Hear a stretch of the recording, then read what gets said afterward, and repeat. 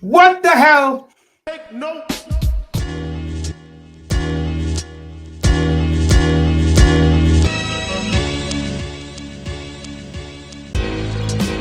Big Beach. We're here. My man Alan just did. It's different this time. What's up, guys? Can I make a little PSA announcement just really quickly here for all Knicks fans? Just so you guys know, it doesn't take much for us to get excited. It really doesn't. And tonight it was a perfect example of us having a blowout game, last game of the preseason, and we're super excited. It's all good. It was pandemonium on the timeline, and we have a special guest, Jeremy Cohen, the Coincidence on Twitter, Knicks Film School. You see him, he's been doing excellent work now for like a year. Plus, we had Jeremy on the show like last Summer League in 2019. So good to have you on again. And how are you and how are you feeling? I mean, what a win.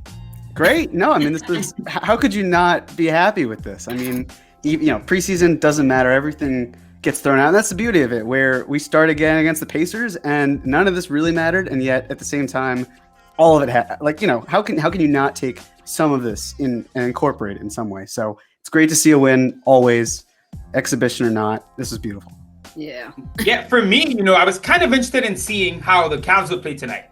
We beat them in the first game. We have that comeback win, but that team was terrible. I kept telling people like three guys on the court I've never heard of. We saw in the second game against the Pistons that they came out a lot stronger, and we had a little bit of trouble adjusting. Some guys, they were keying in on Obi a bit more. So I was kind of interested to see, especially with Sexton playing and more of their starters, how we would respond tonight. And lo and behold, it's even better. It's basically a continuation of what we saw from like the fourth quarter. Quick note also, Kevin Love and Drummond were both not playing. So even though the Cavs, and they're they're the worst team behind us, right? So I'm saying I'm not really looking at this. Oh yes, it was a blowout, but I'm not really looking at that score. We weren't defended well. They're not a good team. Blah blah blah. However, forgetting the score and even forgetting the win for a hot second, I just loved how they were playing. To be honest, even if we had lost this game, let's say it was a tighter game and it was like a 1 or few point loss to us, I'm still really happy and excited and like what I saw tonight on the court. I love the energy. I love these young guys coming out. Kevin Knox, finally some confidence. Yes. Wow. I know you didn't want to go into Kevin Knox just yet. Who did you want? What did you want to discuss next? I think everyone knows who we're starting with. But I will say, just on the win, I think you hit it on the head, right? It's not just obviously it's a blowout win, but it was a result of the Knicks finally looking like a modern basketball team for 4 quarters, which it feels like the last 3 years we've been screaming for certain things in the lineup. Certain strategies, we haven't seen it. And then tonight, it just feels like it all comes together. And even though it's the Cavs, even though it's preseason, even though this doesn't count, it just felt like, whoa, is this what a good basketball team looks like? We're not used to having that here or feeling that. Jeremy, is that kind of like how did you feel about like the whole thing? Just looking at what we saw in terms of us playing modern looking basketball and actually hitting threes. Yeah, I mean, it's amazing what happens when you don't constantly see zone because they actually have to respect the shot. What I saw is all these players looking happy to be out there. You hear about the hockey assist, but they're just thrilled to be moving the ball around and they're playing, they've active hands, heads are on swivels. Mitch is going straight up, situations like that where you just love to see the energy and you'd hope it's there too, because this is a young team. They don't have a lot of strength. So you're going to hope that they're using their youth and their athleticism to their advantage in transition or really in any other situation, getting to spots, whatever it might be. So they all seem thrilled to be playing with each other. Of course, we'll see when real games happen, but as of right now, you go in with that positive energy of trying to have that right level of synergy. And I mean, this is how foundations are built, games like this. Right. Just to add to what you said, everything you said, I agree with 100%. And also an unselfishness that I saw from the players. So much more passing. Even Randall. There was passing that was happening. So just seeing that, it means they're playing team basketball. It's not about the isolation, right? So I saw that tonight too. I'm just very happy to see that. Who else did we see tonight? The greatest point guard in the NBA. You mean we finally have a point guard? Finally have a point guard. And who can score? He can do a lot. I will say this. It's rare that you have projections about what a player can be, coming in from the draft. And they have these skill sets and you're like, okay, well, he can do this and this. That's going to benefit the team this way. And then you see it come to fruition. Obviously, the real season hasn't started. But it comes to fruition, like the whole package of what you would want in game, even honestly, the end of the last game. Yeah. And I kind of came into tonight, obviously excited that he was starting. But I also was wondering, he's going to play against Colin Sexton. It's not going to be like these, third string point guards. They're going to be a little bit more prepared for him. It wouldn't be a shock if, I think he would still score and have some nice moments, but it wouldn't be a shock if he struggled a bit. And Immanuel Quickley just completely takes the reins. Something we've been asking our point guards to do for years, which is just take the position, show that it's yours. Obviously, we'll see if he starts or not. But Jeremy, what did you expect from IQ coming into this game? And then how did you feel about what you saw on the court? I thought he was going to, maybe go for 10, 12, maybe touch 15. But he had, 22 points, I think? And, it should have been 24. I'm sure as they're saying, his mom's going to kill him for missing 2 free throws. But right. That sort of situation where, he just went off. And it's the sort of thing where I was going to this game thinking like, okay, well, what does he really need to do to solidify himself for a starting spot, even if Peyton is healthy for that first game?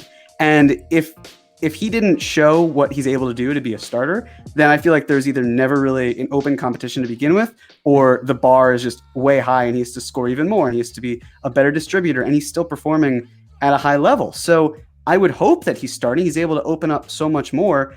You don't owe anything to Elfrid Payton. You brought him back. He's making a cool $5 million, and he doesn't have to get traded if he doesn't want to. So if he's the best person to start right now, then he absolutely should be out there. Yeah, I know, Mom, you got a mom tidbit for us about IQ. Oh, well, his mom did play college basketball at Morgan State. And they said that she was a really good free throw shooter. Also, I think 80% was her stats. And I know he's a little bit more than that. But outside of just his mom, it seems that he has a very, he seems like he has a lot of respect for the game. And I think his mom probably raised him that way. He's been playing basketball from a really young age and sort of been groomed for it through his mother. And so he seems to treat the entire game that way. And I watched him talk to the refs in the last game, and I think in this game as well, just sort of having like a little powwow conversation with them. And then I watched him talk to Mitch, and there was something about, it was almost like, so he's this younger kid coming in, right? He's talking to Mitch, who's older, he wants to show him the respect. But you could see he's talking about the game and trying to almost have this camaraderie with him on the court. And there was something about that I really liked a lot. So it showed me he's a people person.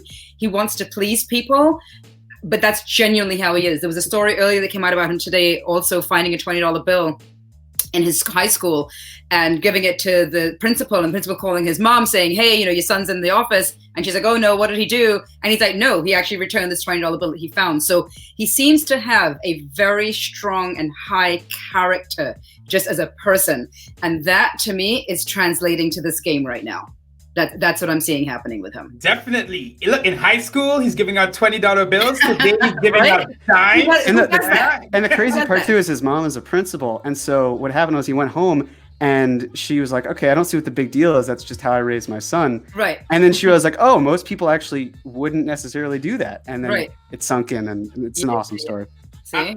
I think from the get-go, when the trade happens, draft night, we hear a bit more about him. We hear his interview. You can just feel that, he reminded me of De'Aaron Fox. I remember De'Aaron Fox had this really cool energy about him around draft time.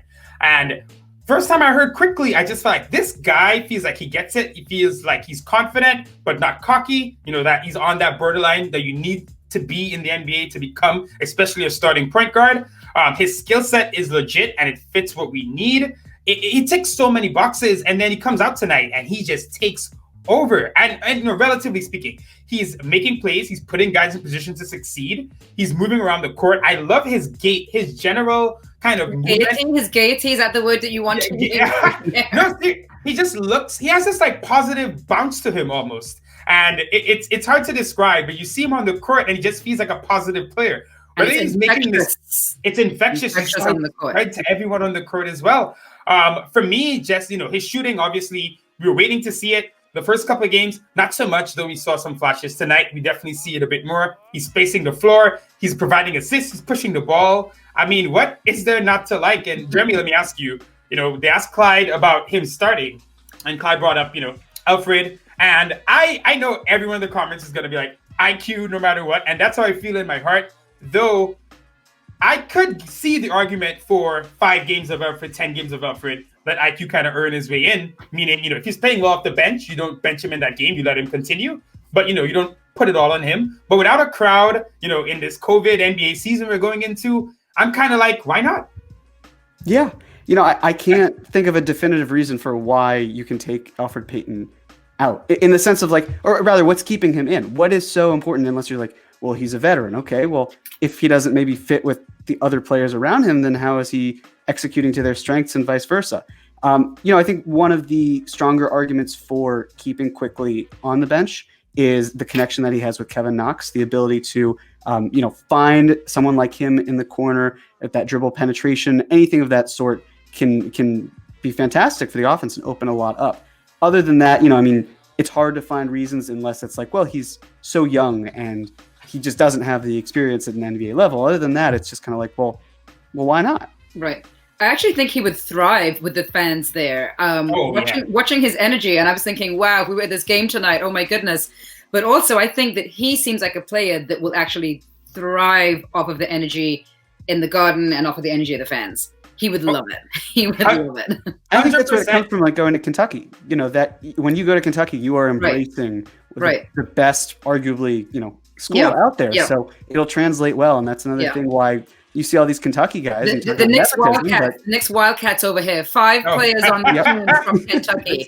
That's not including the assistant coach. Yeah, Kenny. Right? Yeah. Yep. Listen, shout out to Kenny Payne, man, because Immanuel Quickley was not going that high. He wasn't on teams' radars. And, we spoke about this earlier, Mom, that there are some guys in college that, college is a very different game. It's not as offensive, it's a lot more defense, a lot more structure. And there are guys in college that coaches know this guy's going to be way better at the next level in a more open offensive game. And Kenny Payne kind of whispering into Leon Roses' ear, let's get this IQ guy. Felt like that, right? IQ had a different role in college, off ball to Tyrese Maxey. He found his role, did well. But I think you always saw that in the way the NBA is today, you get this guy in an NBA offense with NBA spacing, he's going to thrive. And I think sky's the limit right now. I have not seen Knicks fans this excited since 2013. And then, Jeremy Lin right before that. But this genuinely feels like also, I guess, 2017 when KP started off on fire. I don't like to say that name around here. But it was refreshing. That's how I felt. Tonight felt refreshing. It felt like, oh my God, this is what other teams feel like. This is exactly what it feels like when you watch them play. Now let's move on to some of the other young guys. I thought Quickley, we spoke about that infectious energy. He just activated everyone around him. But Mitch specifically, he just looked a lot more disciplined. I think he finished the first half. Jeremy, you tweeted that. Was it with 0 fouls, I believe? 0 fouls. 0 fouls. Minutes. Yeah, so Mitch was, in a weird way, Mitch tonight showed that energy that you want from Mitch. And that kind of, I would say, that wildness about him that makes him so intriguing, but he did it in a more controlled manner, which is really that happy medium you're hoping for. So, Jeremy, what were your thoughts on Mitch tonight? And guys, just kind of Mitch, his progression from, oh my God, this guy's a team cancer before the start of preseason to where we end now, going into next week against the Pacers. He was fantastic. This is someone who has thrived coming off of the bench. He's even embraced that role. So it's nice to see him even, he wasn't going against Drummond tonight, so that was nice. But still, the ability to go against other guys and go straight up and not commit fouls and just play smart, sound defense. And, he wasn't quite as active offensively, but that's okay because so many other players were cooking to the point where he could just kind of be that defensive anchor. And it was nice to see him just really be a more cerebral player out there, thinking clearly and getting the job done. He did a lot of the dirty work, and it paid off for the team as a whole. Yeah, I think he had some nice rebounds tonight also. And you used the keyword, Terry. You said discipline. So we've been hearing these rumors in the back, right, about him not having a great work ethic and possibly Tom Thibodeau not being so thrilled with, his performance or lack thereof. I don't know. But discipline is a great word because it sounds to me then maybe he's starting to take some things seriously. Maybe he's watching what's going on, seeing these young guys coming in, realizing wait a minute, this is my opportunity. Like, this is my year. I'm supposed to make these leaps and bounds and become that solid NBA player. Even if it's not for the Knicks, even if he just means as a person, I have to become a solid NBA player to get anywhere in this league, because it is very quick to fall out of the league, right? There's only a select number of spots. We talk about it all the time. Each year, there's new people coming in to take that position. So possibly he has started to realize and have some discipline about his game, and maybe that's what you saw translate tonight. They got the coaches there. The coaches are there. The coaches are there to coach them, right? And to get them into the right. And the coaching is not just coaching the game, but also getting them into the right physical state of mind to be able to play the game. Yeah. Right. So I think maybe we saw some of that tonight. That him not getting into foul trouble was great. So, yeah. we got to see it in the regular season, but really positive signs. I mean, the best, we've seen of Mitch in his entire career so far, we always bring it up, was that 2-3 month period with DeAndre Jordan, where he just felt like all of a sudden things clicked for him. He had a mentor. He was thinking about the game on a deeper level. And I think, you talk about coaching. Tibbs was pissed. We were up 31, gave up a couple buckets, and he called a timeout. And I tweeted at the same time the picture of Fizdale when we were down like by 30 something against the Bucks, where he was smiling. And I'm just like, choose the difference between these two. RJ had a really great preseason for me. Everything I wanted to see. He had a bad first quarter in Detroit, and then since then he's been great, but not forcing it. Again tonight, more efficiency, hitting his free throws, and we're finally seeing him with the kids. Last year we spoke a lot about how much Alfred and Randall, and shout out to Randall, he was good tonight, but how much Alfred and Randall together kind of limited RJ's game, and today you kind of saw him flourish even more with different pieces around him. So Jeremy, what are your kind of final thoughts on RJ? And you could also talk about Kevin Knox as well, because my guy's hitting threes. He's looking confident. He smiled on the court. And I was like, I've never seen Kevin Knox smile. He seems like he's so nervous sometimes thinking about the game. So those two, RJ and Knox, just tonight and, the last two games really, and RJ, all preseason, they feel like they take that step up. I think Kevin feels comfortable. So what are your thoughts on RJ and Kevin Knox?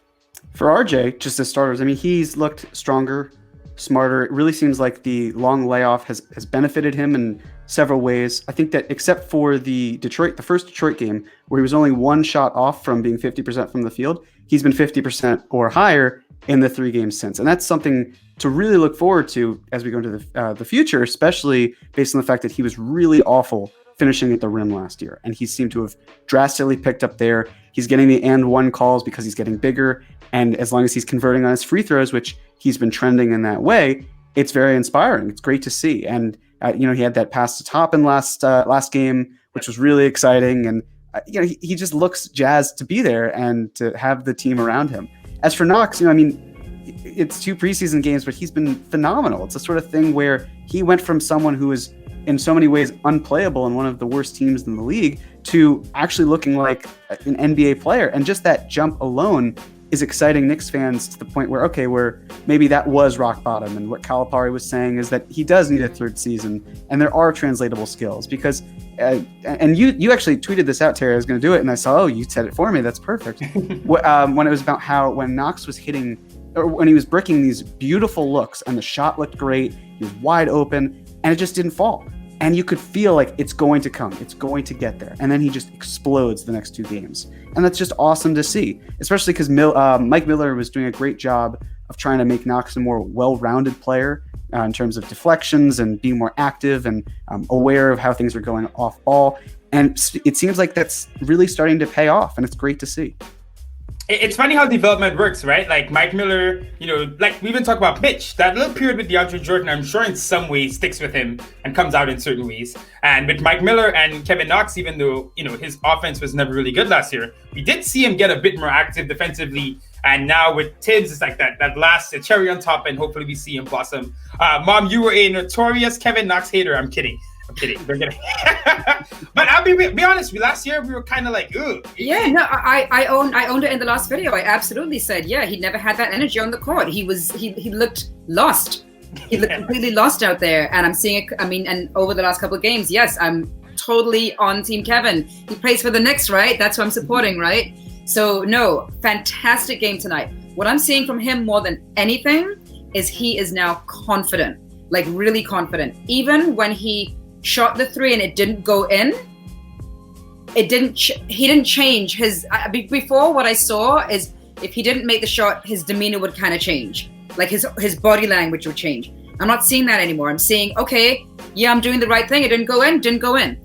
And that's what's giving him the confidence to try again and again and again, which is why he's confident to try to make three throws back to back, 3-pointers back to back, because of that confidence. Because if you're not confident, you don't do that. Right. So I'm loving that I'm seeing that in him. You said he was smiling. So that's like a new thing we're seeing from him also. As far as RJ has taken his game. He is officially at the next level. He's officially at that next level. He's playing with a chip on his shoulder for not getting into the league. And I think he's going to be a star in the league. Not a superstar like a LeBron, but I think he's going to be a star. I think he's going to be a solid, good player that anyone will want to have in their team. I hope that he stays with us. I do like loyalty to the Knicks, and it's one of the things that I don't like about the NBA is how many times people move from team to team. So I would love to have a player who we drafted who actually stays with us for his entire career. I would love to see that. Yeah, I mean, we have a couple of guys here who look like they should be here a while. Now, let's kind of wrap up preseason because next week real games start. I said at the beginning, we played the Pistons and the Cavs. That's not real competition. It's going to change so much just from the first game against the Pacers. Yeah. So they're going to be ups and downs. Quickley's not going to be, maybe he is, but he's not going to be this incredible point guard all season long. But I feel, and I'll start to you first, Mom, and then we wrap up with Jeremy. Okay. I just kind of feel like, at least what we saw the last two games, right? We went through so many years with Fizz. It feels like 10 years. It was a year and a half. But it felt like we kept struggling to find some semblance of structure, of something we could build upon, of, just some kind of modern offense, modern basketball playing. Even though Fizz said so many of the right things, you just didn't see it on the court. And if anything, we saw us go through a preseason and the defensive intensity was there the whole way through. Even if it wasn't always at that peak level, there's this desire to disrupt the other team. We ran a lot. We got up and down the court. Fizz spoke about that a ton. We didn't really see it. We saw it, at least with Tibbs' team so far. He's holding guys accountable. It feels like there's a lot of good things to see here. Our talent level is very low. We're not going to be, I don't know, unless a guy takes a jump. And maybe, look, we're seeing that potentially some guys may take a jump we can't expect. That's the thing about young teams, right? You never know when they're going to be good. Then all of a sudden, boom, this team's a 5 seed and you're like, what happened? So It could happen, but kind of based on preseason, what are your expectations for the season? And like I said, Mom, we'll start with you. Well, I'm not going to talk about this yet. I'm just going to say one line. I'm going to actually steal Kevin Knox's quote, which was, what they've been doing so far is building the foundation, right? So that's all I want to say. I think they've built the foundation in their short preseason, and so let's move forward. All right, well said. We saw the foundation, so let's see what's going to build on top of it. Hey, and Jeremy, your final kind of thoughts on preseason and where we're at now, heading into the real season starting next week. Yeah, I went into this year just having no real expectations, in the sense of this is probably not going to be a great team. If they're bad, then this is a great year to be bad in terms of the lottery. And we're going to see, certain development no matter what. So that looks great too. And if they're good, then it means that they were led by a group of what will likely be 8 players who are 23 years old and younger. It's fantastic to see. So, just the sheer athleticism. If the Knicks are going to be bad, they're at least going to be fun to watch.